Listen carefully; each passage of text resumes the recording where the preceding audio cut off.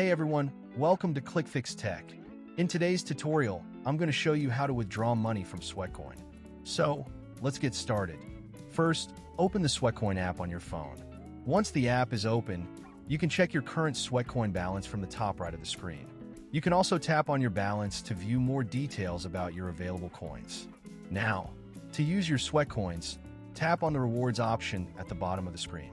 Here, you'll find different offers and products that you can purchase using your Sweatcoins. Keep in mind that the available offers can vary depending on your location and what's currently available in the app. You may find digital rewards such as gift cards or other online offers. If a gift card is available, you can use your Sweatcoins to redeem it and then use the gift card with the supported service.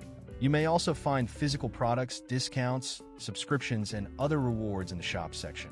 Simply select an offer you're interested in and check the required number of Sweatcoins before redeeming it.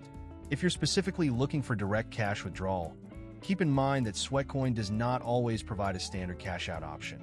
The available withdrawal or redemption methods can change over time, so make sure to check the current options inside the app.